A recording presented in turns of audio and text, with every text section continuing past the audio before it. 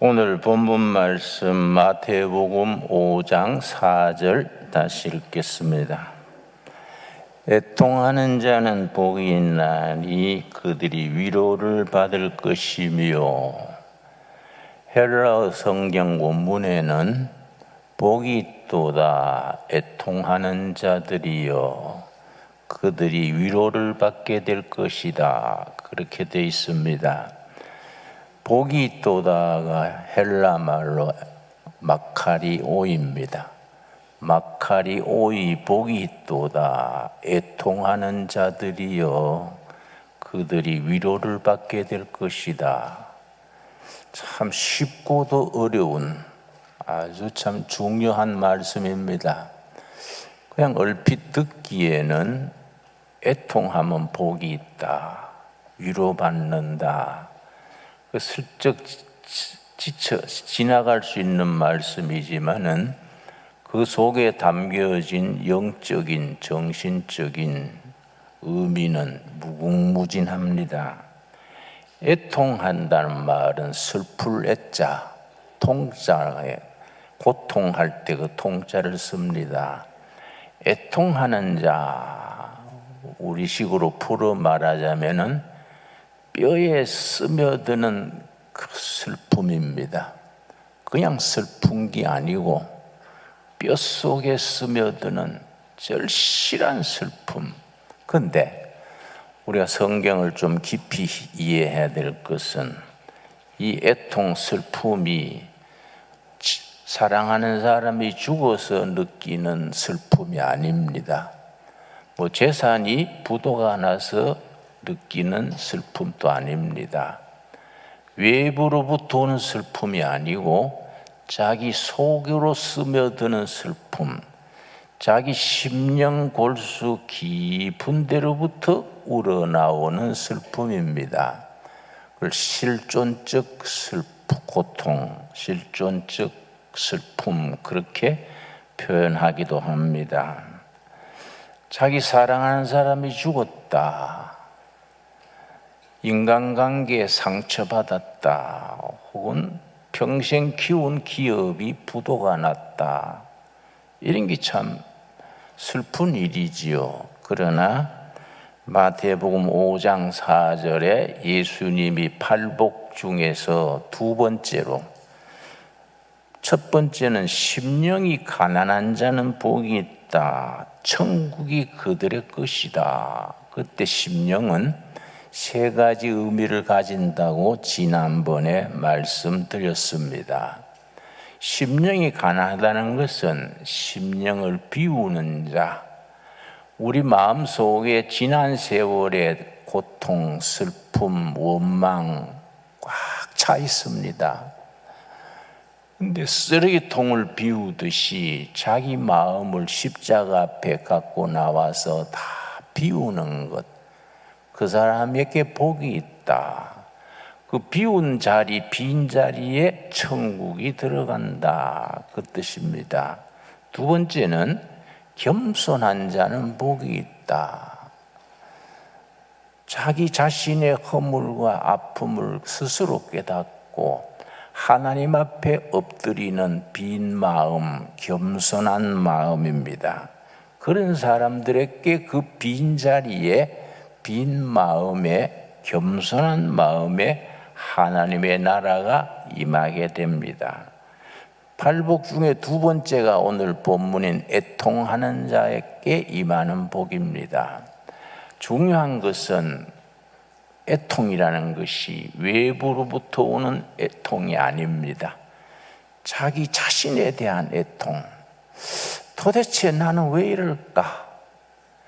해야 될 일은 안 하고 하지 말아야 될 것은 골라서 할까? 난 도대체 가망 없는 인생이다.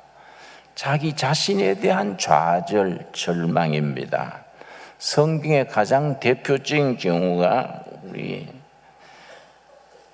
사도 바울의 애통입니다. 사도 바울은 위대한 사도인데 자기 속에 다른 사람에게 말할 수 없는 깊은 고뇌, 슬픔이 있었습니다. 로마서 7장 24절입니다. 로마서 7장 24절. 사도 바울의 애통에 대해서 우리가 본문을 생각하면서 우리가 깊이 자기 자신을 살펴야 합니다. 로마서 7장 24절 말씀. 이건 사도 바울이 신앙인 이전에 쓴 글도 아니고 초신자 때 쓴 글도 아닙니다.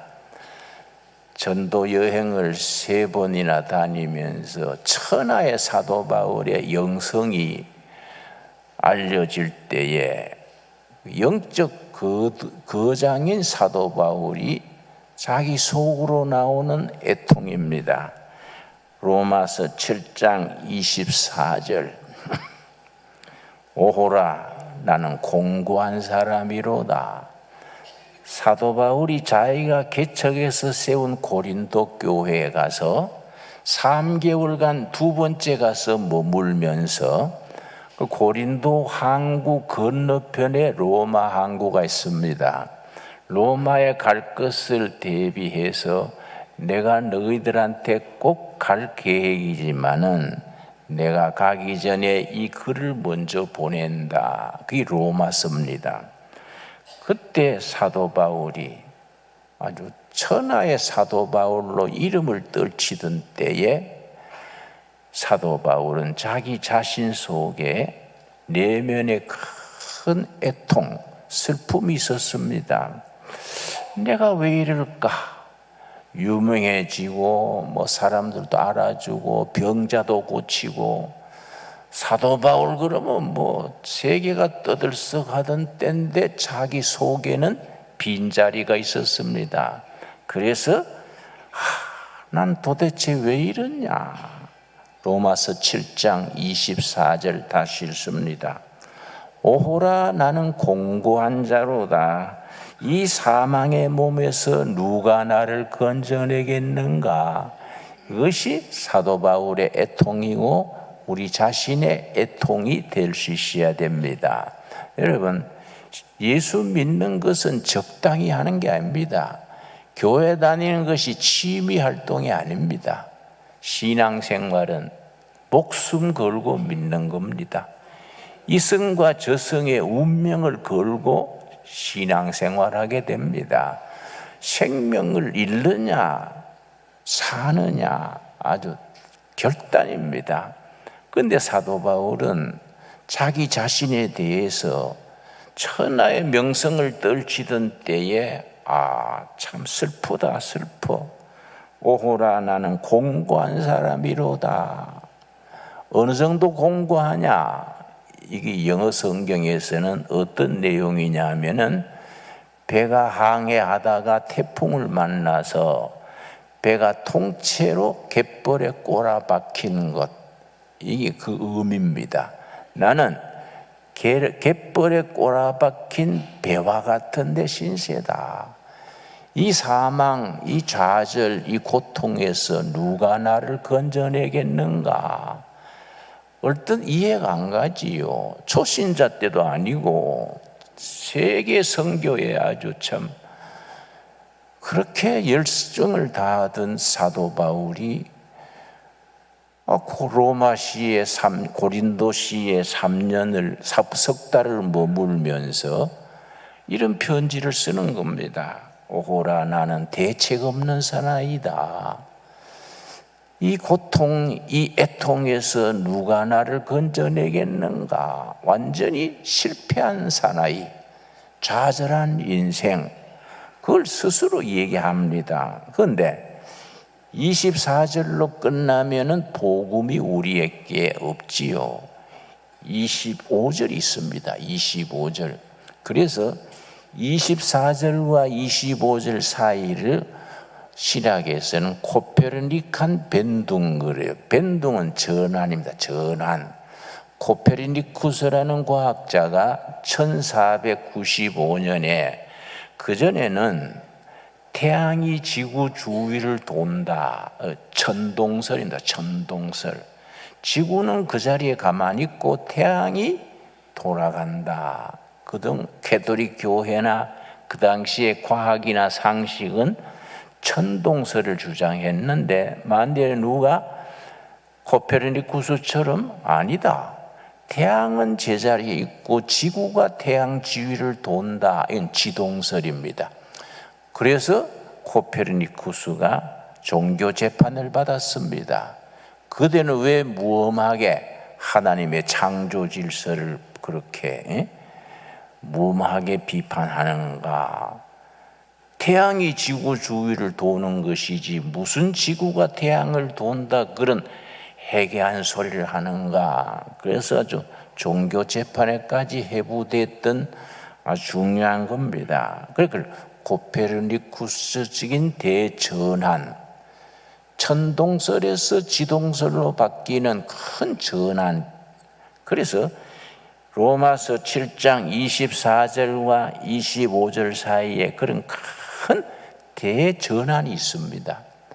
24절에는 나는 참 대책 없는 사나이다, 희망도 없고 용기도 없고 나는 정말 쓸모없는 인생이다. 그걸로 끝나지 아니하고 25절에 자기 자신을 내려볼 때 자기는 정말 쓸모없는 인생이지만은 25절에서 십자가 위에 예수님을 바라볼 때 정말 나는 존귀한 자다. 25절 하면 같이 읽겠습니다. 우리 주 예수 그리스도로 말미암아 하나님께 감사하리로다. 그런즉 내 자신이 마음으로는 하나님의 법을, 육신으로는 죄의 법을 섬기노라. 내 영혼 속에 법이 두 가지가 있다. 이 두 가지가 서로 다툰다. 내가 마음으로는 하나님의 법을 따르는데 내 육신이 약해서, 내 육신이 너무너무 약해서 죄의 법을 따른다. 이 갈등, 이 고민, 이 애통을 누가 알아주겠는가?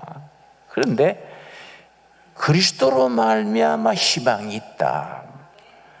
우리 주 예수 그리스도로 말미암아 하나님께 감사하리로다. 참 우리에게 주는 중요한 교훈입니다. 우리가 그런 바울의 애통을 생각하면서 우리 자신도 십자가의 예수님, 부활하신 예수님을 바라보고 용기를 얻고 새 출발할 수 있게 되기를 바랍니다. 시편 51편에는 다윗의 애통이 있습니다. 왕중왕이고 위대한 왕으로 손꼽히는 다윗이 아주 파렴치범이 범하는 죄를 지었습니다. 그래서 그걸 회개하는 시입니다. 시편 51편. 시편 51편이 얼마나 유명하냐 하면은 전 세계 역사에 많은 회개 문학이 있었는데 인류 역사상 회개 문학으로는 최고의 문학이다. 그래서 시편 51편이 최고의 문학, 회개 문학으로 손꼽습니다. 51편 1절 하나님이여 주의 인자를 쫓아 내게 은혜를 베푸시며 주의 많은 긍휼을 따라 내 죄악을 지워주소서. 다윗 왕이 우리아의 아내 바세바를 범하고 난 뒤에 나단 선지가 그걸 규탄 없이 규탄했습니다. 그때 다윗이 하나님 앞에 꿇어앉아서 금식하면서 지은 시가 시편 51편입니다. 7절 말씀, 7절 시편 51편 7절 우슬초로 나를 정결하게 하소서. 내가 정하리이다. 나의 죄를 씻어주소서. 내가 눈보다 희리이다. 내 영혼, 내 양심, 내 정신을 씻어주십시오. 내 힘으로는 어쩔 수 없는 이런 내 약한 사람을 성령께서 씻어주십시오. 그리고 10절입니다. 시편 51편 10절 하나님이여 내 속에 정한 마음을 창조하시고 내 안에 정직한 영을 새롭게 하셔서 우리 자신들의 고백이 될 수 시작했습니다. 내 이렇게 때묻고 구정물같이 흩어진 이 상처받은 마음을 명경주수, 아주 밑바닥까지 환히 들여다 보이는 물을 명경지수라 그럽니다. 내 영혼의 정한 마음, 명경지수 같은 깨끗한 마음을 허락해 주십시오. 내 안에 정직한 영혼을 창조해 주십시오. 절실한 자기 고백입니다. 17절이 크라이막스입니다. 17절 말씀. 하나님께서 구하시는 제사는 상한 심령이라. 하나님이여, 상하고 통회하는 마음을 주께서 멸하지 아니하시리이다. 하나님이 원하는 제사, 하나님이 원하는 헌신, 양 잡고 소 잡고 그런 제물을 원하는 게 아니다. 하나님은 자기의 상한 마음, 통회하는 마음을 원하신다. 상한 심령을 영어 성경에는 broken spirit, 깨진 영혼, 내 영혼 깨진 영혼을 고쳐 주시옵소서. 통회하는 마음을 멸시하지 마시고 내 영혼, 내 마음, 내 사람을 본질에서부터 고쳐 주시옵소서. 그래서 세계 최고의 회개 문학으로 그렇게 인정받습니다. 우리가 하나님 앞에 가져 나오는 헌금 얼마 냈다, 11조 냈다, 그 이상으로 브로큰 스피리트, 우리 깨진 영혼, 자기의 대책 없는 자기 모습을 있는 그대로 하나님 앞에 갖고 나올 수 있게 되기 바랍니다. 그 자리에 하나님께서 용서의 손길을 펴시고 성령으로 위로하시고 새로운 힘을 주십니다. 우리가 그런 다윗의 애통하는 마음, 그런 마음이 우리에게 필요합니다. 예수님의 수제자 중에 수제자 베드로도 마찬가지입니다. 예수님 앞에서 다 배반할지라도 나는 목숨 걸고 주님을 지키겠습니다.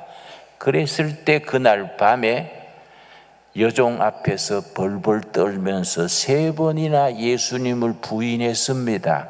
그냥 부인한 게 아니고 저주하며 부인했습니다. 그런데 예수님이 하신 말씀대로 네가 그렇게 말하지만은 오늘 달 울기 전에, 새벽 달이 울기 전에 네가 3번 나를 부인하리라, 그 말씀하셨습니다. 마태복음 27장입니다. 우리 다 같이 마태복음 26장 57절입니다. 마태복음 26장 57절에 베드로가 정말 얼마나 비겁하고 졸렬하고 그런 사나이가 됐는가 아주 구체적으로 나옵니다. 마태복음 26장 57절. 예수를 잡은 자들이 자기를 끌고 대제사장 가야바에게로 가니 거기 서기관과 장로들이 모여 있더라. 자, 베드로가 어떻게 했습니까? 58절을 우리가 깊이 생각해야 됩니다. 베드로가 멀찍이 예수를 따라 제사장의 집들에까지 가서 그 결말을 보려고 안에 들어가 하인들과 함께 앉아 있더라. 예수를 멀찍이 따라가서, 여러분, 베드로가 머리 굴리는 소리가 들릴 정도지요. 바짝 따라가면 위험하고, 너무 멀리 있으면 예수님께 미안하고, 어느 정도 따라가야 위험하지도 않고 체면도 세울까. 베드로가 멀찍이 예수를 따라가 그렇게 통박 쓰는데 얼마나 피곤했겠습니까? 멀찍이 따라가서 모닥불에 손바닥 쫓고 있었습니다. 그 나라는 밤 되면 춥습니다. 낮에는 뜨겁고 밤에는 기온이 급강하여서 춥습니다. 그 제사장 바야바 집 마당에 불 피워놓고 있는데 거기에 스승은 잡혀가지고 지금 구박당하는데 목숨 걸고 지키겠다는 베드로는 손바닥에 불 쫓고 있습니다. 여러분, 우리 심령의 불이 꺼지면은 세상 불 쫓는 겁니다. 우리가 잘 믿는 척 하다가도 무슨 이권이나 무슨 어려운 일이 생기면은 베드로 꼴이 납니다. 멀찍이 예수를 따라가서 마당에서 손바닥으로 불 쫓고 있었습니다. 그때 예수님을 3번이나 부인했지요. 3번이나 부인한 뒤에 달기 우니까 뭐라 그랬습니까? 74절입니다. 마태복음 26장 74절. 그가 저주하며 맹세하여 이르되 나는 그 사람을 알지 못하노라 하니 곧 달기 울더라. 그때서 달기 우니까 예수님의 말씀, 달 울기 전에 네가 날 3번이나 부인할 것이다. 그 말씀이 생각나서 75절입니다. 우리 75절 읽으면서 우리 자신의 모습을 살펴봐야 됩니다. 이에 베드로가 예수의 말씀에 달 울기 전에 너가 3번 나를 부인하리라 하심이 생각나서 밖에 나가서 심히 통곡하느라. 애통하는 마음은 통곡으로 이어집니다. 그때 달기 우니까 예수님의 말씀이 기억나서 밖에 나가서 통곡했습니다. 그 통곡하며 회개했기 때문에 예수님이 그를 붙들어 주셨습니다. 그러나 가룟 유다는 어떻게 했습니까? 가룟 유다는 스스로 뉘우쳐서 27장입니다. 마태복음 27장. 이게 베드로도 가룟 유다도 예수님을 배반했던 것은 같은데 끝이 다릅니다. 베드로는 예수님의 말씀이 생각나서 슬피 울며 통곡하면서 회개했습니다. 그러니까 제자 중에 제자가 될 수 있었습니다. 그러나 예수님의 12제자 중에 제일 똑똑했던 제자가 가룟 유다입니다. 제일 똑똑했기 때문에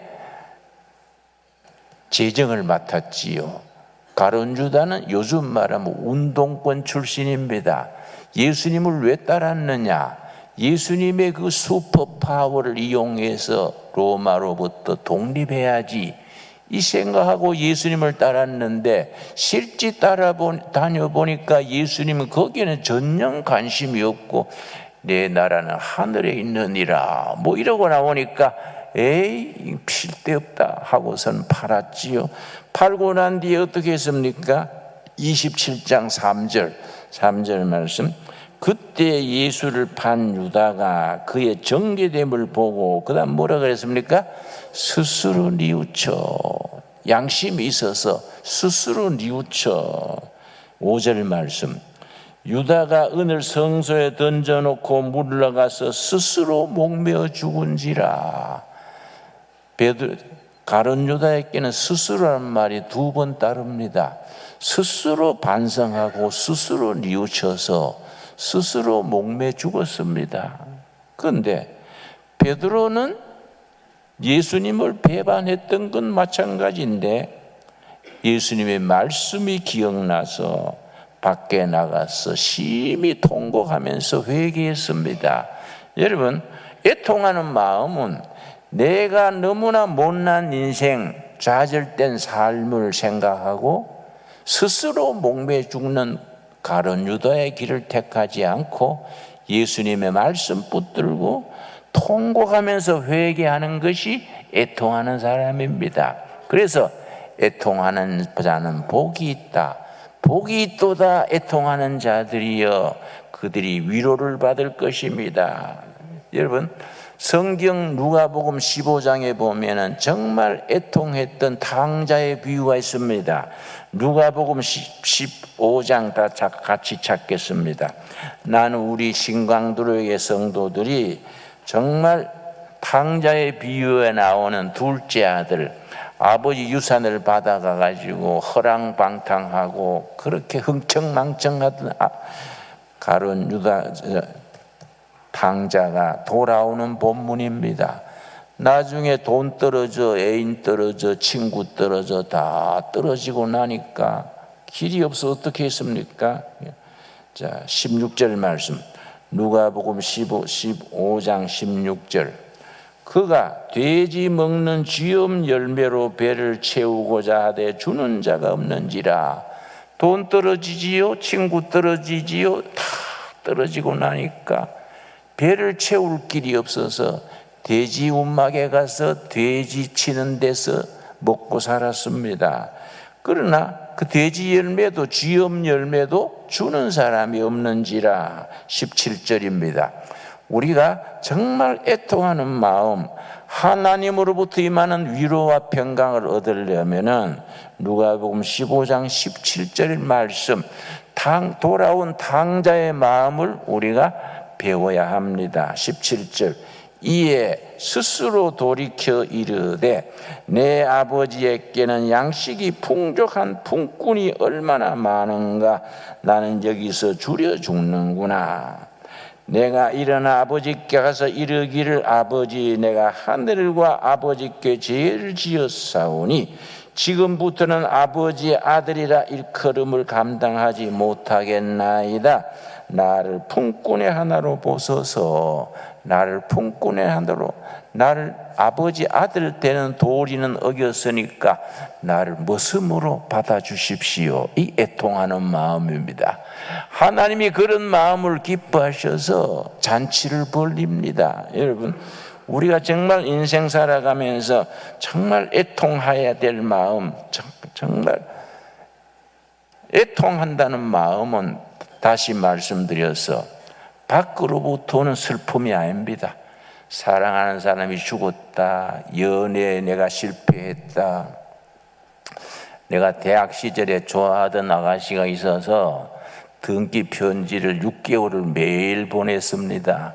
그것도 아르바이트 해가지고 돈 벌어가지고 등기 편지를 매일 6개월을 계속 보냈는데 6개월 된 뒤에 길에서 만났더니 어떻게 화를 내는지, 자꾸 편지 보내지 마세요. 어때 매몰차게 화를 내는지 낙심해가지고 우리 대학 기숙사가 4층이랬는데 4층 꼭대기에 올라가서 떨어져 죽어버릴까. 내려가서 떨어지려고 내려다 보니까 밑에가 세면바닥이요. 탁 떨어져 죽으면 괜찮은데 허리만 부러져가 평생 휠체어 타면 어떡하나. 그래서 내가 떨어지는 걸 내가 취소하고 기숙사에 들어가 가지고 3일 동안 밥도 안 먹고 강의도 안 들어가고 3일 동안 이불 뒤집어 쓰고 실컷 자고 나서 잊어버리자. 응? 다시 시작했습니다. 여러분, 그런 애통이 아닙니다. 이거는 성경에 나온 애통은 그런 게 아닙니다. 그때 내가 안 떨어졌길래 지금 여기 있는 거 아닙니까? 안 그렇습니까? 그 떨어졌으면 정말로 생각만 해도 아찔하지요. 예. 자기 속에서 나오는 애통. 오호라, 나는 공고한 자로다. 대책 없는 사나이다. 누가 나를 건져주겠는가. 그게 애통하는 마음. 다윗도 그러했고 베드로도 그러했고, 애통하는 마음을 가질 때 하나님의 위로가 그 마음에 임합니다. 그런 사람이 복이 있다. 제일 대책 없는 사람은 자기가 잘못해놓고 자꾸 변명하는 사람입니다. 한마디로 내가 잘못했어요, 내가 그때 실수했어요, 다시 조심하겠습니다, 그러면 끝나는데 이런 핑계 저런 핑계 누구 탓 지구 탓 되면서 자꾸 딴 얘기하는 겁니다. 그런 사람들은 가망이 없습니다. 애통하는 마음이 없습니다. 자꾸 다른 사람 탓을 하고 변명을 하고 구실을 갖다 대는 사람들은 영적으로는 가망 없는 심령입니다. 자기 자신의 허물을 끌어안고 내가 왜 이럴까, 내가 다시는 그런 짓 하지 말아야지. 그런 사람이 하나님께서 기뻐하시고 그런 사람을 위로합니다. 오늘 우리가 진정한 애통하는 마음을 받을 수 있게 되기 바랍니다. 여러분, 성경에서는 하나님께 인정받는 사람, 하나님께 인정받는 사람이 그게 하나님의 일꾼으로 세워집니다. 예수님께서 말씀하십니다. 인정받는 사람 되라. 인정받는다는 게 중요합니다. 우리 미국의 프랜시스 후쿠야마라는 유명한 역사학자가 있습니다. 이 사람이 아주 역사의 종말이라는 유명한 책을 썼는데 그 책의 서론에 뭐라고 되어 있느냐 하면은 인류가 길고 긴 역사에서 발전을 해온 동기는 두 가지다. 모티브는 두 가지다. 첫째, 경제적으로 보다 더 잘 살고 싶은 욕구. 첫째입니다. 둘째, 인정받고자 하는 욕구. 인정받지 못하면 병듭니다. 인정받지 못하는 아내는 우울증에 걸립니다. 자식들이 부모로부터 인정받지 못하면 자기 자리를 잡지 못합니다. 그런데 우리는 하나님 앞에 인정받는 영혼들이 될 수 있게 되기를 바랍니다. 인정받게 되는 길이 뭐이냐? 자기 허물을 스스로 통회하고 애통하는 자. 내가 정말로 하늘을 우러러, 아까 탕자의 비유 뭐라 그랬습니까? 자기 아버지께 돌아가서 뭐라 했습니까? 아버지여, 내가 하늘과 사람에게 죄를 지었습니다. 나를 아들이라고 생각지 마시고 모습으로 받아주십시오. 아버지가 잔치를 벌려가지고 그 아들을 맞아들였습니다. 여러분, 탕자의 비유는 우리 자신에게 주시는 말씀입니다. 우리 지금까지 잘못 살아왔던 것 다 돌이키고 애통하는 마음으로 하나님께 되돌아와서 하나님께 인정받는 우리가 될 수 있기 바랍니다. 마태복음 10장 32절에서 그렇게 말씀하십니다. 마태복음 10장 32절 말씀에 우리가 이 세상에서 인정받지 못하면 그 마음에 애통하는 마음이 생깁니다. 천하에 나는 인정받지도 못하고 알아주는 사람도 없고 인정해주는 사람도 없고 쓸모도 없는 인생이다. 그래서 거기 마음에 병이 듭니다. 그 병이 깊어지면 두 가지로 나타납니다. 첫째는 우울증이 걸린다든지 아니면 자기 자신을 파괴시킵니다. 술독에 빠진다든지 마약을 한다든지 아니면 요즘 청소년들은 컴퓨터에 매달려가지고 컴퓨터 중독자가 됩니다. 그 출발점이 어디서부터 되느냐? 인정받지 못하기 때문에. 인정받으면 용기를 가지고 새 출발하게 됩니다. 우리가 하나님 앞에 인정받기 전에 먼저 뭘 해야 되느냐? 자신을 애통할 수 있어야 됩니다. 자기가 정말 자기 형편과 처지를 뼛속 깊이 느끼고 이래 살아가지고는 나는 희망 없다. 이래 살아가 내 인생은 인간구실 못한다. 하나님 앞에 무릎 꿇고 사도 바울이 말했듯이 오호라 나는 공고한 사람이다. 배가 가다가 풍랑만나 갯벌에 꼬라박힌 배와 같은 쓸모없는 인생이다. 그러나 그때 십자가를 쳐다보고 부활하신 예수님을 바라보고 우리 주 예수 그리스도로 말미암아 희망이 있다. 그런 복음으로 우리 인생이 전환할 때에 새로운 삶이 열립니다. 여러분, 마태복음 10장 32절 우리 한번 같이 읽겠습니다. 누구든지 사람 앞에서 나를 시인하면 나도 하늘에 계신 내 아버지 앞에서 그를 시인하리라. 시인한다는 말이 인정하는 겁니다. 예수님께서 너희가 나를 인정해라. 내가 너희도 인정해 주겠다. 그 다음 33절 뭐라 그랬습니까? 누구든지 사람 앞에서 나를 부인하면 나도 하늘에 계신 내 아버지 앞에서 그를 부인하리라. 내가 하나님의 인정하고 엎드릴 때 하나님이 나를 인정해 주시고 내가 하나님을 부인하고 하나님을 부인하는 삶을 살아갈 때 방탕하고 낭비하고 세월을 허송하고 하나님의 뜻에 어그러지게 살 때 하나님께서 우리를 인정할 수가 없습니다. 누구든지 사람 앞에서 나를 시인하면 인정하면 나도 그를 인정할 것이고 너희들이 그렇지 않으면 나도 너희를 인정하지 못하겠다. 여러분, 하나님께 인정받는 사람이 되어서 새롭게 시작할 수 있게 되기 바랍니다. 그 출발점이 애통하는 마음입니다. 복이 있도다. 애통하는 자들이여, 저희가 하나님으로부터 위로를 받게 될 것이다.